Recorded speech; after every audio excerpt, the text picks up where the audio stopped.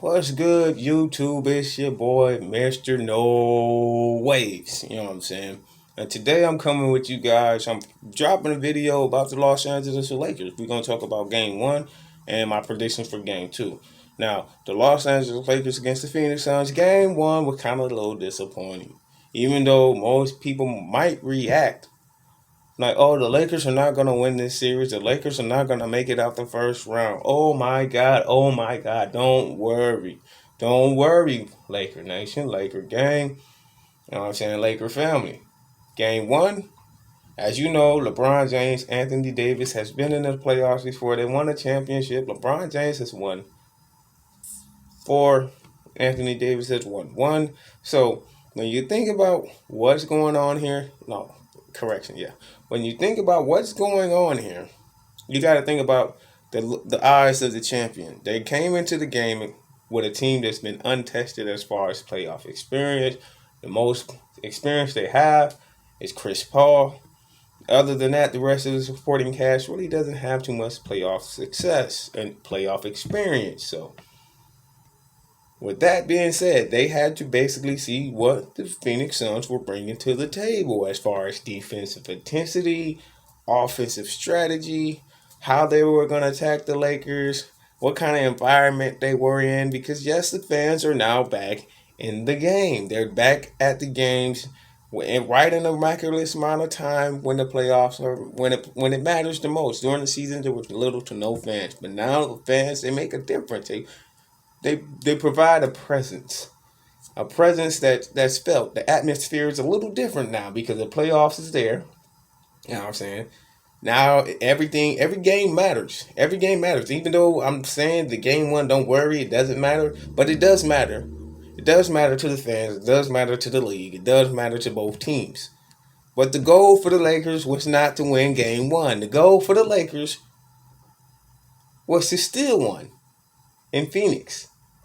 That's right. Steal one game in Phoenix. And I believe that one game we're going to steal is today.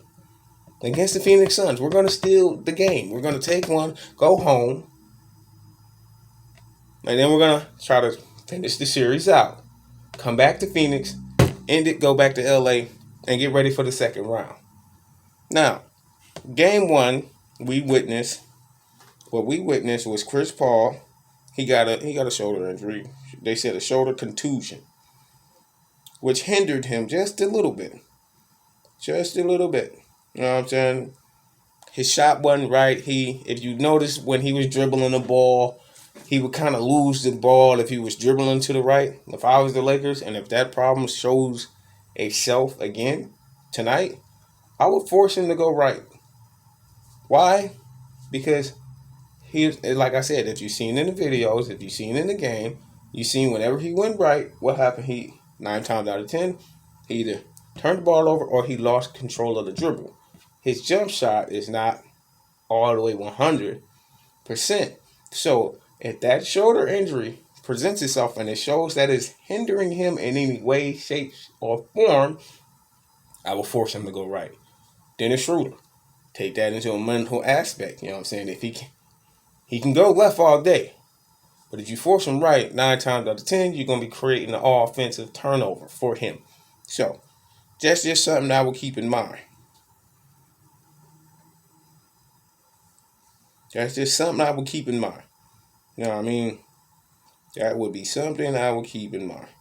Just because the simple fact is, don't mind me, I'm just bringing up game stats so I can, basically when I'm talking to you guys, I want to be able to be like, yo, I got this going on, I got that. So I can have things to compare, talk about as far as game one. Like I said, they lost 99-90. You know what I'm saying?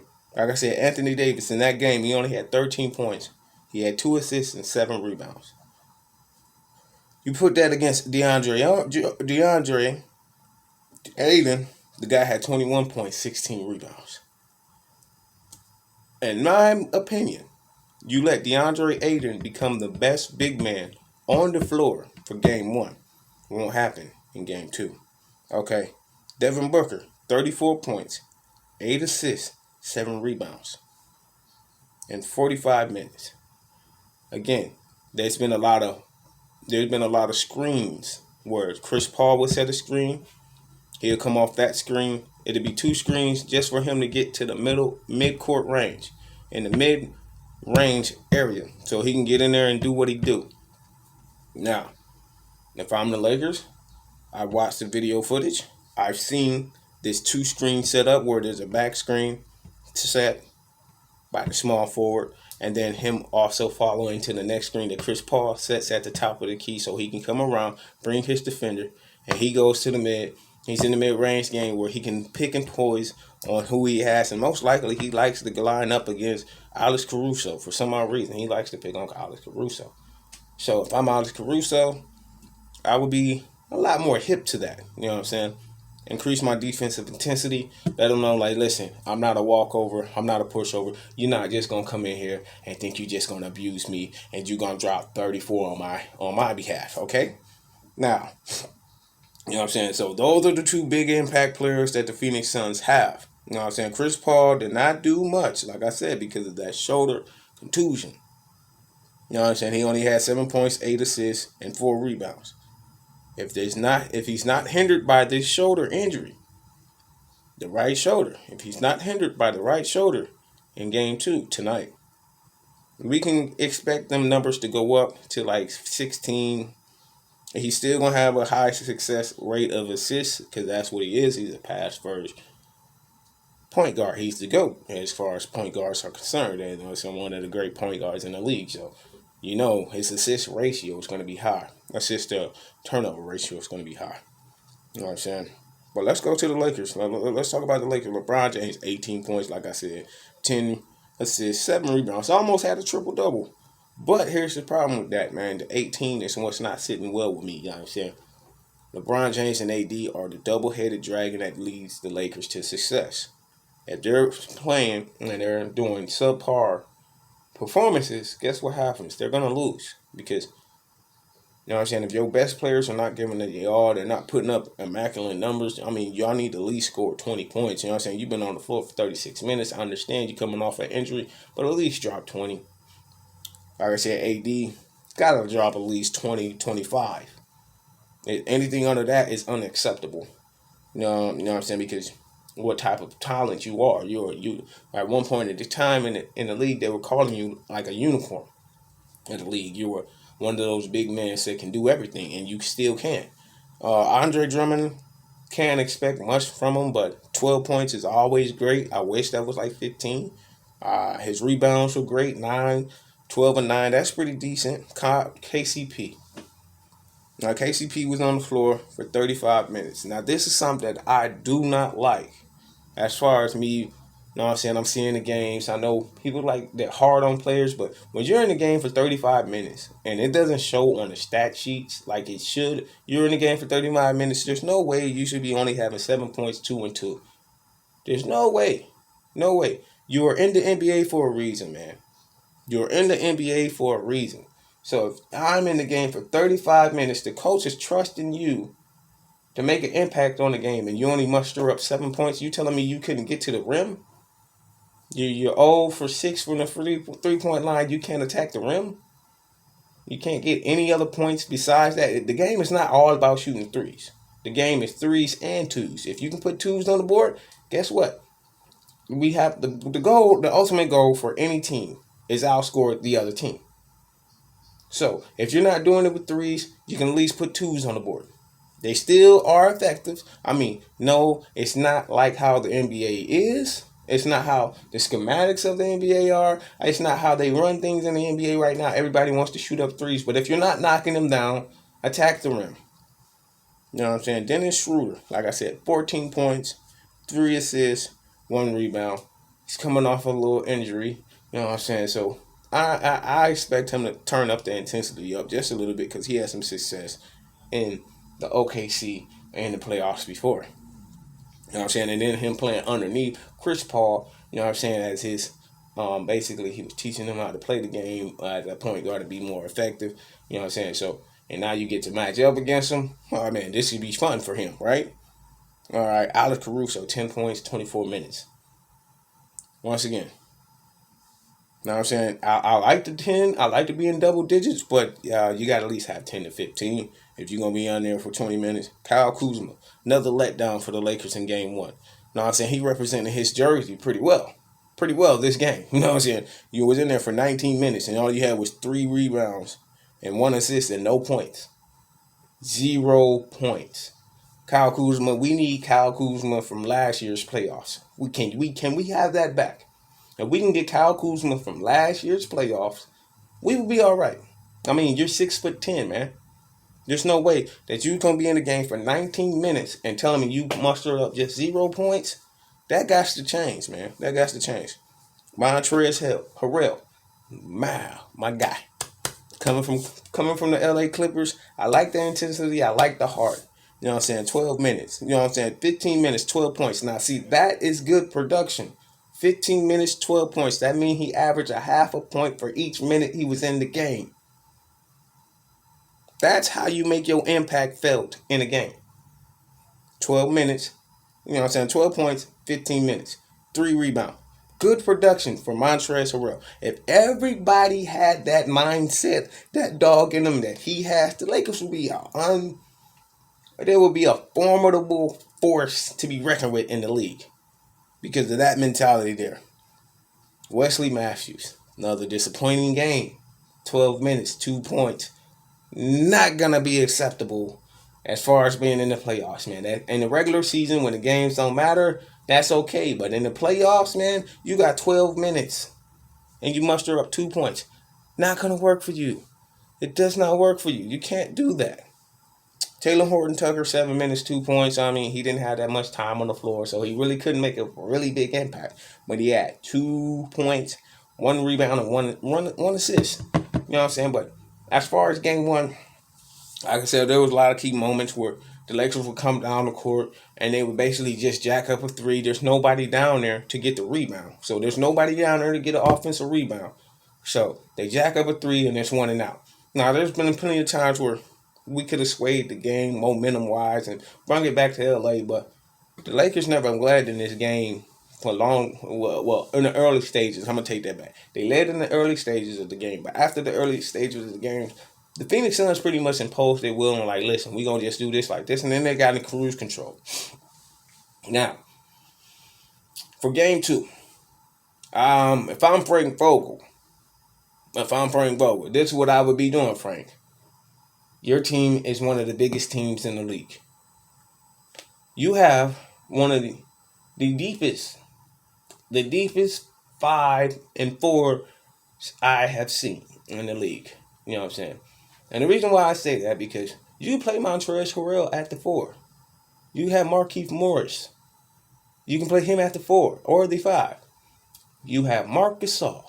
You have Anthony Davis, Andre Drummond. If I was Frank Vogel, I would be using my bigs to my advantage. The reason why, because we don't need to play small to beat people. You play small, you play to their game. No, we want to play our game. We are the Los Angeles Lakers. Our biggest and our strongest asset is how big we are. When you have the twin towers, that's AD and AD, that's Andre Drummond and Anthony Davis, you can either put them AD number 1 and AD number 2, or AD and Drummond. But when you have those two guys on the floor, you know you're going to have some great rebounding. But when those guys are off the floor, this is what I would need from you, Frank. I would need from you to have at least Marc Gasol or Montrezl Harrell on the floor. You cannot have stretches where there is not a formidable big down there that can rebound and create problems for the other team on the defensive end. You just can't have Montrezl Harrell out there by himself. You put Marc Gasol out there and let Marc Gasol, he can be a defensive anchor for you guys when AD and Andre Drummond is not on the floor. When LeBron is not on the floor, you got to have Marc Gasol out there. He has championship experience. What was the reason for you to bring the man over if you're not going to play him? There should be no reason why the Lakers and Marc Gasol should have a DNP under his name in a playoff game. His experience, it does not sit well. Frank Vogel, I mean, this is the problem with Frank. He does not know how to use his lineups. You have to use your kid. You got to use. You got bodies. Use them. Game 2. Utilize everybody you got. Stop sticking to that 9 to 10 man rotation. Use all 14 to 15 guys you got. Put them out there. If somebody's not producing, pull them out. Put somebody else in who wants to produce. You know what I'm saying? Who wants to perform the way the team needs them to perform. You can't keep keeping guys in because, oh yeah, he's making an impact on defense, but he's not making an impact on the offensive side of the game. The offense side matters. I understand defense wins championships, but offense keeps you in the game. If you're not in the game and you're playing great defense, you're doing nothing for me. You're doing nothing for the team. If you're not making an impact on the scoring sheet where it counts, you're not doing nothing for the team. You're just a body taking up space, time, and energy. You know what I'm saying? I'd rather have somebody who is scoring and showing effort on defense than burning themselves out and not scoring at all. Exerting all their energy on the defensive side to where they're not giving anything for the offense. I understand LeBron James, AD, they can basically carry your team, but they need help too. They have to have other guys step up and make baskets so it can alleviate pressure off of those guys, off your star players. When everybody else is rolling, it makes it harder for the Lakers to be beaten. Because if everybody is scoring, the defense has a problem because they don't know who to guard or how to guard. So if everybody is scoring, that means that everybody's a scoring threat to the defense. So now they can't just hone up and gear up on just LeBron James and Anthony Davis. They can't double team like they want to. They can't throw a triple team like they want to, because if that happens, guess what? There's somebody else on the court that is scoring and putting baskets. You know what I'm saying? There's somebody else making a threat, making them pay. So if I'm playing for the Los Angeles Lakers, I'm Frank Vogel, that should be my mindset. I want you to make them pay. If they leave you open, they leave you disrespected, you're not making a three, put the ball on the ground, get it to the hole. Get to the free throw line. Do whatever you got to do to make it those points count. Put some points on the board. Once you start seeing the ball go into the rim, your shot will start to get in the groove, and then you might end up in the night with 25 points and wonder how you got there. Well, all those times you put the ball on the ground, you put the ball on the court, and you took it to the rim, you got fouled, and then all of a sudden your shooting hand, your shooting motion, it started to warm up, you started to develop a rhythm, and then you got going. You got going. So if you can get that from every player that's on the court, think about it. You become a scoring threat. It makes it harder for the defense to guard you. You know what I'm saying? But that's just my opinion. You know what I'm saying? I don't know what their mindset's going into the game. I don't know what Frank Vogel is telling these guys. But what I would be telling them, like, listen, you got to score. If you don't score, there's somebody else on the bench in the rotation that's willing to step up and willing to take that spot. Because I can't have this, you know what I'm saying? We trying to win a championship here, and you being on the court for 36 minutes, 35 minutes, and you only scoring 7 points, that's not acceptable. You've been on the court for 12 minutes, and you only scored 2 points, that's not acceptable. It's not acceptable. You are an NBA player. You get paid millions of dollars, and you telling me in the games that matter the most, you can only muster up 7 points, 2 points, 0 points. That's not acceptable. So in game 2, I expect the Lakers to come out and be a whole different team. They should be able to be in there resting, watching video, and they should be all, go for your shot. Go for it. Don't wait. Go for it. So for game 2, I believe I say Lakers win it. I'm not going to give you a score because nobody can predict the score, but I can tell you it's going to be in the hundreds. I believe AD is going to have a great game. He's going to show you. I don't say he's going to have a game where he had 42 against the Phoenix Suns in the last game, because He had 42 because he was a focal point of the offense in that game because LeBron James wasn't there. Okay? So he had 42 there. If I can get 25 to 30 out of AD, that'd be great. If I can get 25 for LeBron James, that would be great. That's what they were trying to do when they came in for year one. They tried to average 25 and 25 with the two of those guys. They'd be the only guys in the league that have done that in a while, besides Shaq and Kobe.